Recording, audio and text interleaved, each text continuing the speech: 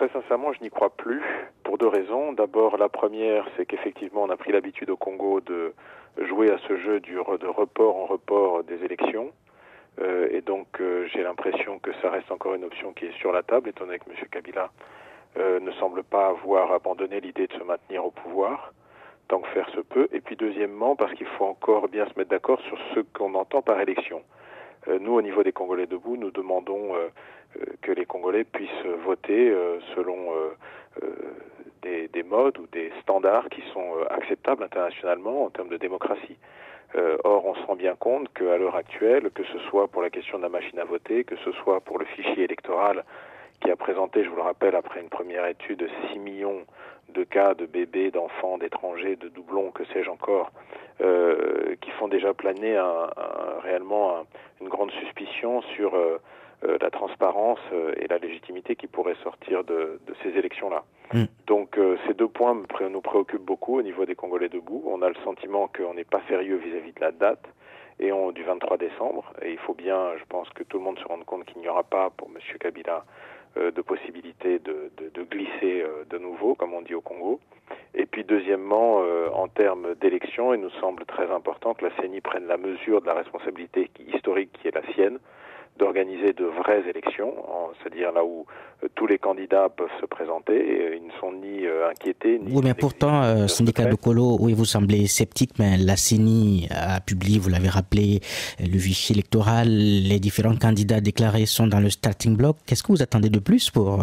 Les différents candidats ne sont pas dans les starting blocks. Une partie des candidats potentiels sont en prison. Quelqu'un comme Jean Diomi Dongala, quelqu'un comme Franck Diongo ont été mis en prison, sont maintenus en prison. En même temps, aujourd'hui, j'allais dire l'anti-Kabila numéro 1, l'anticorps kabiliste numéro 1 qui est Moïse Katumbi n'est pas en mesure de rentrer dans son pays et de faire sa campagne normalement. Oui, mais parlant de Moïse Katumbi, dont vous attendez l'application, oui, dont vous attendez l'application des mesures dites d'apaisement, c'est ça? Ben oui, mais les mesures d'apaisement, elles étaient censées courir pendant toute la durée de la transition, ce qui devait permettre de préparer un environnement compatible avec l'idée d'élection démocratique. Mais aujourd'hui, vous regardez, dès que quelqu'un essaye d'appeler à manifester, soit on le tue, comme Rossi Chimanga, soit on le met au secret dans des prisons illégales, sans possibilité de voir un avocat ou d'être jugé, comme Carbone Béni.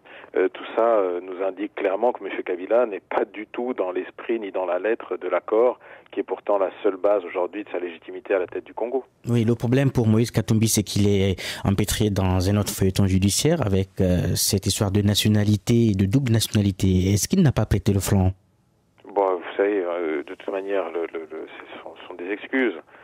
C'est quoi, le 3e, 4e, 5e joker qu'on sort contre lui? On a bien compris que Moïse Katumbi était dangereux pour M. Kabila et que donc on lui trouverait toujours des poux dans la tête qui essaieraient de justifier qu'il ne puisse pas présenter sa candidature.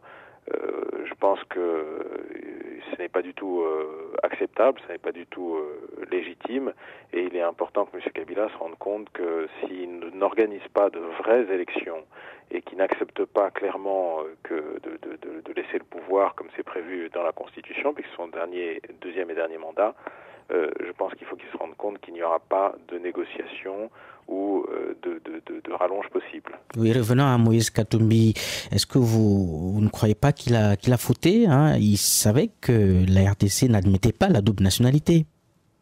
Écoutez, s'il fallait retirer de la classe politique tous les gens qui ont une double nationalité, je vous assure que les sièges de l'Assemblée nationale seraient clairsemés. On a eu déjà le cas d'un Premier ministre, Sami Badibanga, qui était belge. C'est pas compliqué de vérifier. Vous êtes journaliste d'investigation, vérifier en Belgique. Je pense qu'il est toujours belge. Donc il était Premier ministre avec sa double nationalité. Je vous rappelle également que M. Kabila, qui est aujourd'hui le président du Congo, tout le monde sait bien qu'il n'a jamais été zaïrois.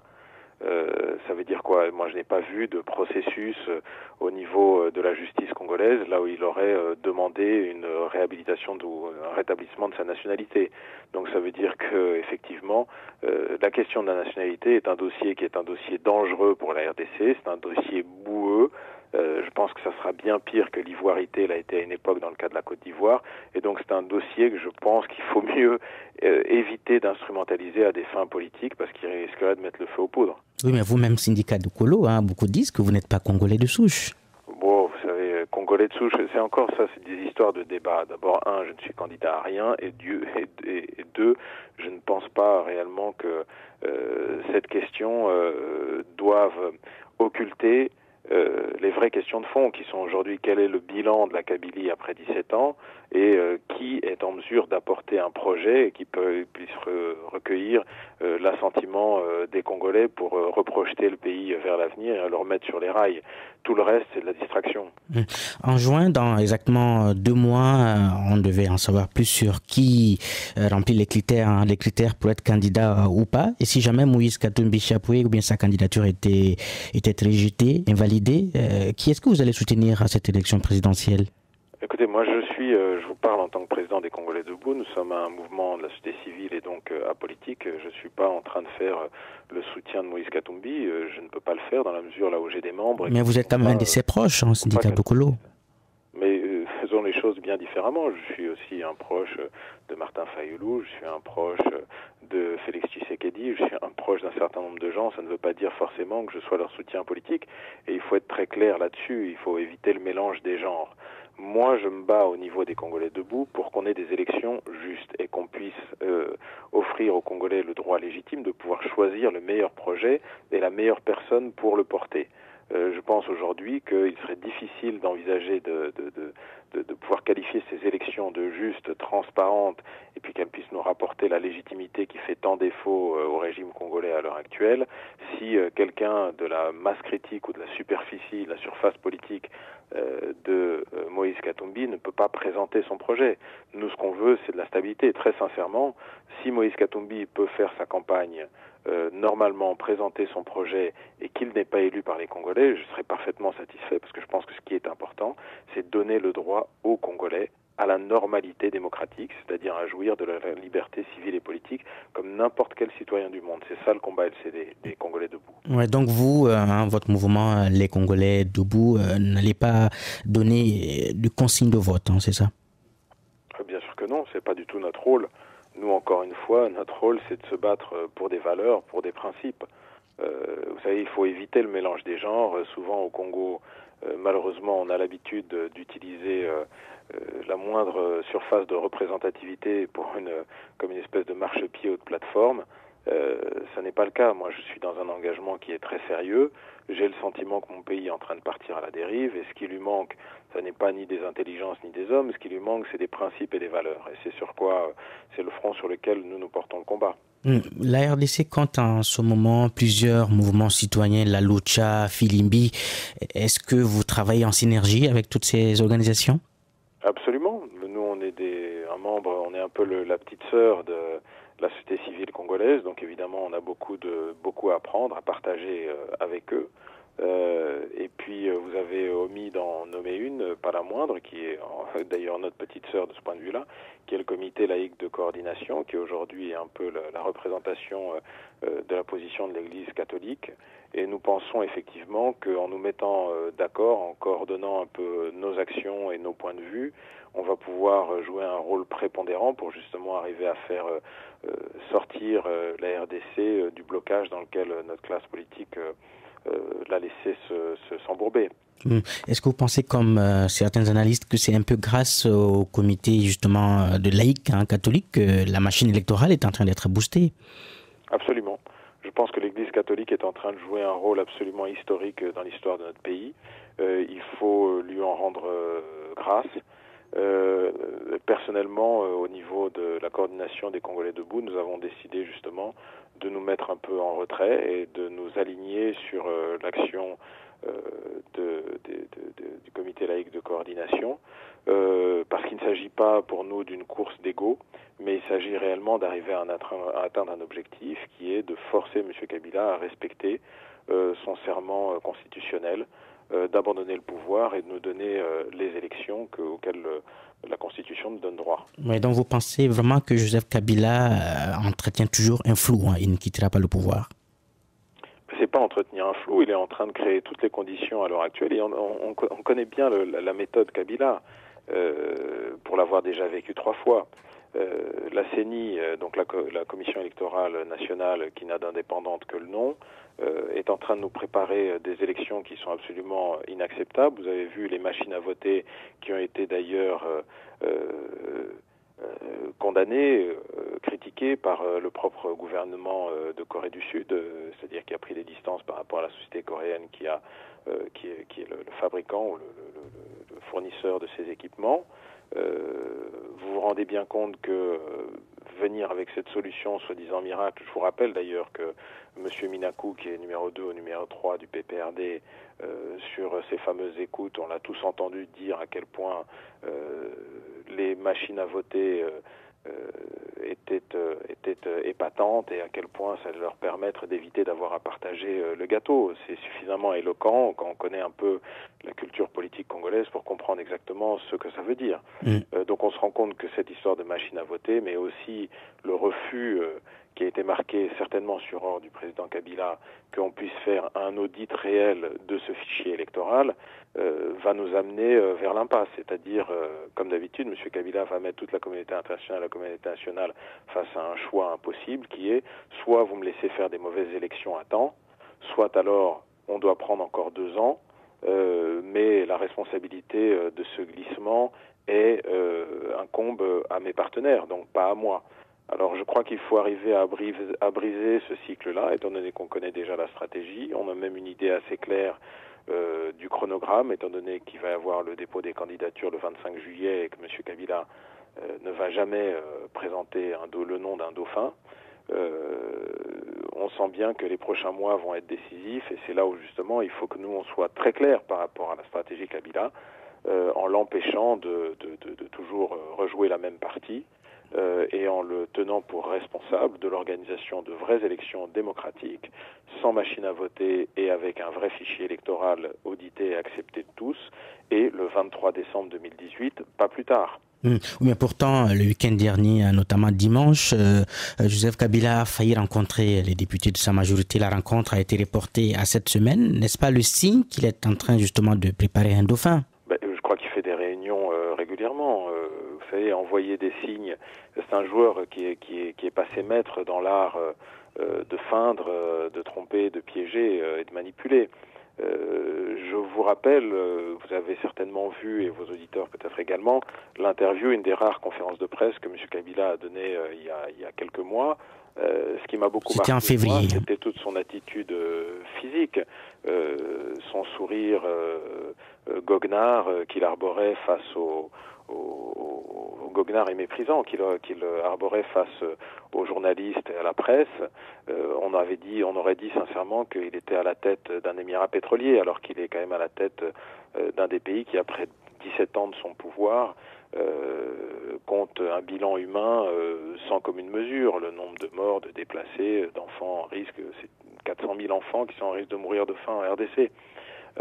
Moi, ça m'a donné le sentiment que M. Kabila était très à l'aise dans son exercice. Là où les gens pensent qu'on est en train de lui mettre la pression, lui est parfaitement confortable. Il est habitué à jouer cette partie en feignant et en faisant semblant d'être de bonne foi, mais en contrôlant toutes les cartes et en roulant tout le monde dans la farine.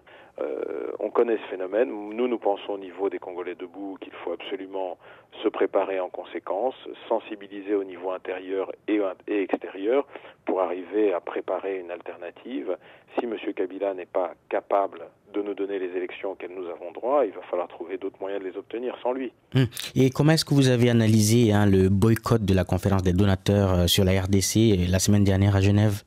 Autant sur le fond, je peux comprendre les principes qui sont avancés. Dans l'absolu, c'est vrai que un pays, du fait de sa souveraineté, doit exiger d'être associé à ce genre de démarche pour aider sa population. Mais donc vous croyez en la thèse du gouvernement? Non, je suis pas en train de donner un chèque en blanc ou d'abonder dans le sens de la Kabylie. Ce n'est pas le cas.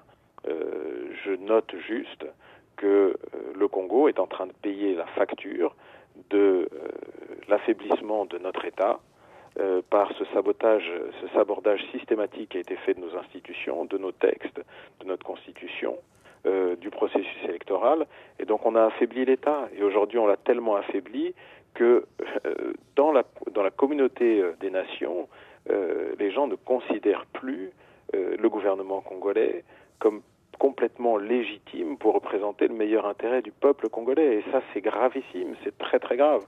C'est le pas qui précède le chaos, en quelque sorte. Par rapport à ça, nous considérons que c'est la responsabilité de M. Kabila et de ses acolytes qui sont en train de gérer le pays comme une propriété personnelle et qui sont prêts à risquer même le collapse de l'État congolais juste pour arriver à servir leur stratégie à court terme. Alors il faut absolument mettre un terme rapidement à cette crise de légitimité.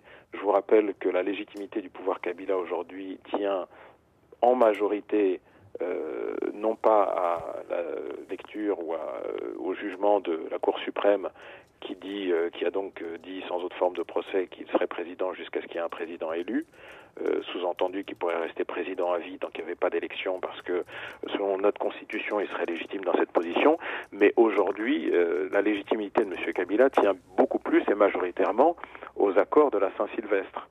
Or, ces accords ne sont pas appliqués, et moi je le répète, un accord appliqué à 80%, comme dirait M. Mende, ça n'est pas un accord appliqué, c'est un accord qui est violé, qui n'est pas respecté. Donc aujourd'hui, cet accord vient à un terme en décembre, et d'ailleurs vient à un terme au moment où il sera clair et établi qu'il n'y aura pas d'élection le 23 décembre 2018.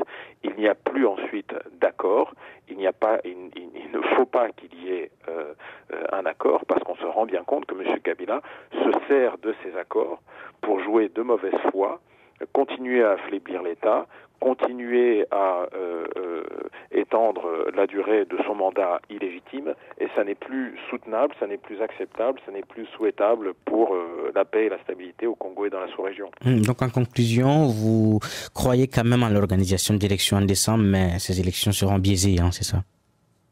Je pense que M. Kabila est en train de nous préparer des élections qui ne seront acceptables pour personne, et qu'effectivement il gagnerait sur les deux tableaux.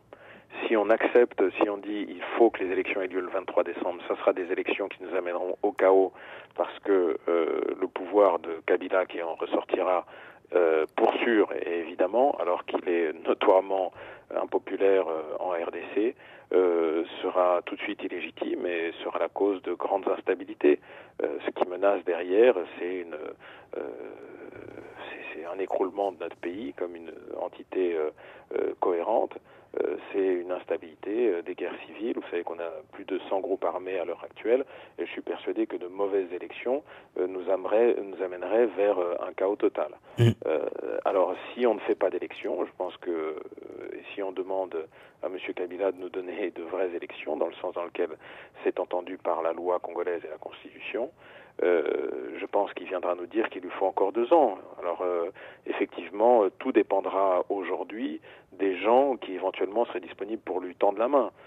On regarde, je pense qu'il y a beaucoup de tensions, il y a beaucoup de pression aujourd'hui autour de quelqu'un comme Félix Tshisekedi, peut-être autour de Vital Kamerhe, de certains autres, qui seraient éventuellement des cibles idéales pour la Kabylie pour arriver à faire un glissement supplémentaire. Et par rapport à ça, je pense que c'est aussi important d'abord de saluer leur courage et leur constance, de leur faire comprendre que l'histoire et le Congo et les Congolais les regardent et tous les partenaires les regardent et qu'à aucun moment ils ne faiblissent dans leur engagement pour le Congo et qu'ils ne trahissent pas leur engagement pour le Congo. Et je pense qu'effectivement, si M. Kabila se retrouve d'abord, avec un refus de tous les partenaires d'accepter qu'on repousse la date, 2, un refus de tous les partenaires qu'on fasse des élections qui seront des ersatz d'élections mais qui seront complètement truquées et amèneront le chaos, et que troisièmement, il n'a aucun partenaire pour parler avec lui et négocier avec lui un glissement supplémentaire, il va effectivement se retrouver dans une situation là, il sera minorisé, il sera affaibli, et là où à un moment il devra passer la main.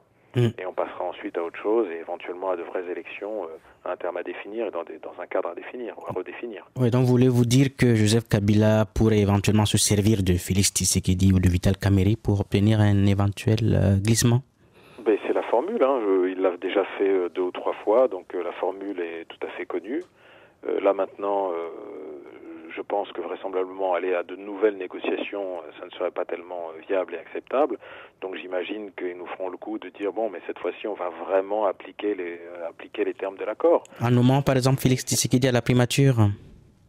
Mais je pense qu'il y a déjà beaucoup de pression sur Félix Tshisekedi pour accepter un tel rôle. Et vraiment, je salue son courage, je salue son engagement. Je pense qu'il est le digne héritier, pas seulement biologique, mais politique de son père, lorsqu'il marque sans tremblement dans la voix et sans sourciller son attachement à la légitimité politique qui doit être établie dans le pays, à la Constitution, à l'illégitimité de M. Kabila et à son refus total de lui servir de béquille pour arriver à légitimiser une énième transition.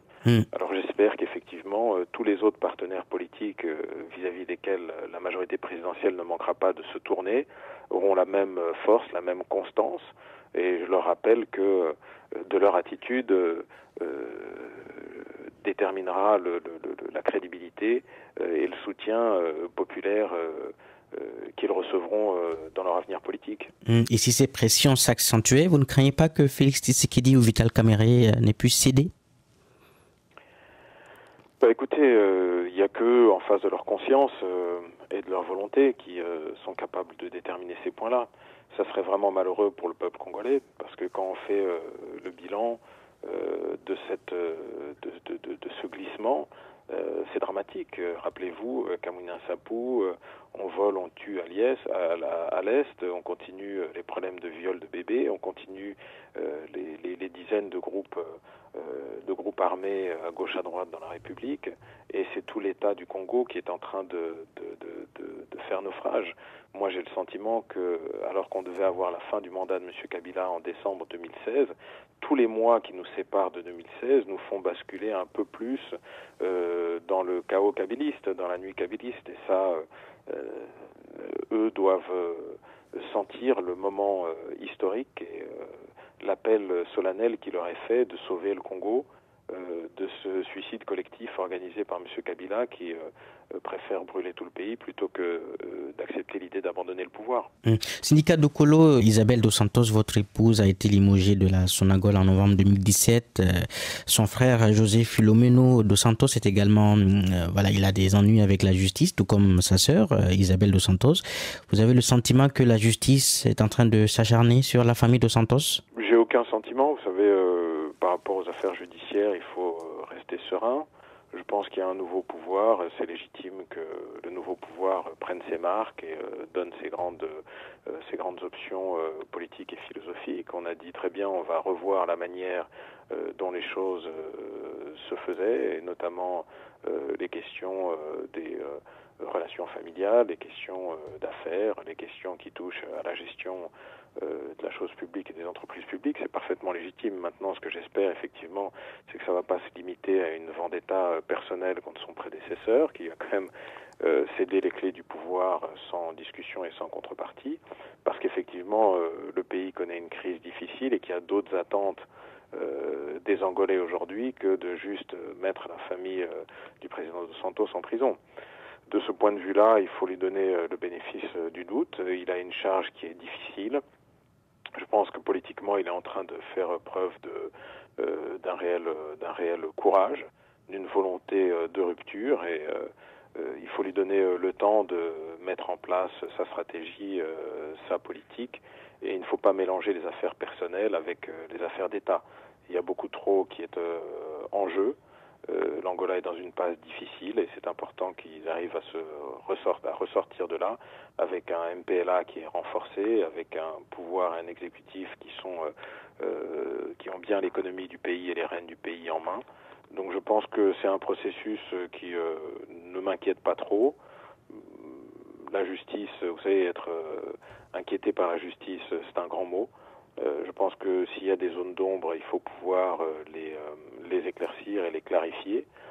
Et puis, ce que j'espère aussi, c'est qu'effectivement, la même rigueur dans la manière de demander des comptes sera fait aussi à tous ceux qui ont participé au naufrage effectif de la Sonangol et de beaucoup d'autres entreprises publiques et de gestion des finances publiques ces 10 ou 15 ou 20 dernières années en Angola. Donc vous souhaitez que la justice... Une partie émergée de l'iceberg qui effectivement est très symbolique, même si effectivement, très sincèrement, je pense qu'il n'y a pas beaucoup de matière dans les dossiers à l'heure actuelle. Je pense que ça serait important que João Lourenço s'assure qu'on nettoie all across the board. Ce qui peut inquiéter éventuellement certains observateurs, c'est de voir le retour en force de personnes qui justement ont eu leur nom très lié à des questions de gabegie financière ou de suspicion de corruption, de faire des affaires avec soi-même au détriment du trésor public. Et ça, effectivement, ça peut inquiéter. Mais bon, c'est un processus et il y a un dialogue qui est assez sain qui est en train de se mettre en place au niveau de la société angolaise. Il faut le saluer et l'encourager. Donc vous souhaitez que la justice s'intéresse également sur d'autres cas présumés de malversation financière? C'est pas que ça m'intéresse, c'est que je pense que ça ferait du sens que lorsqu'il s'agit de grandes réformes d'État, on ne se limite pas à faire des cas individuels, mais réellement qu'on essaie de changer des systèmes. Il s'agit là d'une chasse aux sorcières en ce qui concerne la famille de Santos? Non, je crois pas. Je crois qu'il est trop tôt pour arriver à le dire. Je pense que ce sont des symboles forts. Ça participe peut-être d'une volonté de faire une communication ou une stratégie politique un peu plus populaire, voire populiste. Mais à l'heure actuelle, je ne pense pas que, vous savez, il est trop tôt pour arriver à tirer des conclusions. Aujourd'hui, il y a une loi qui est en discussion, qui fait couler beaucoup d'encre, qui est la loi sur le rapatriement de l'argent illégal. Nous sommes, dans le cas de mon épouse et de moi-même, des hommes et femmes d'affaires, donc les actifs qu'on a pu développer, les activités qu'on a pu développer à l'international ne rentrent pas dans le cadre de cette loi-là. Ça veut dire qu'effectivement, il y aura beaucoup d'autres gens et beaucoup d'autres groupes d'intérêts qui seront visés. Donc c'est là où ça sera justement intéressant de voir quel sort on réserve à ces dossiers-là. Est-ce qu'on va juste amnistier tous les gens qui auront détourné des fonds et les auront exportés vers l'étranger? Est-ce qu'on les laissera en jouir? Est-ce qu'on fera toute la transparence sur la manière dont ces fonds ont été accumulés et exportés? Tout ça, effectivement, ça a généré de grandes attentes vis-à-vis de la population et j'imagine, et de l'opinion angolaise. Et j'imagine que ça serait malvenu aujourd'hui de dire, voilà, le problème de l'Angola, c'est 3 personnes autour du président de Santos et personne d'autre. Je pense que personne ne l'accepterait et que ça risquerait d'être contre-productif. Et personnellement, vous-même, syndicat Dukolo, ne craignez-vous pas d'être un jour dans le viseur de la justice angolaise? Non, j'ai rien à me reprocher, donc j'aurais rien à craindre. S'il faut que je me justifie de tel ou tel acte, évidemment, je le ferai, mais j'ai rien de particulier à craindre, pas plus que qui que ce soit d'autre.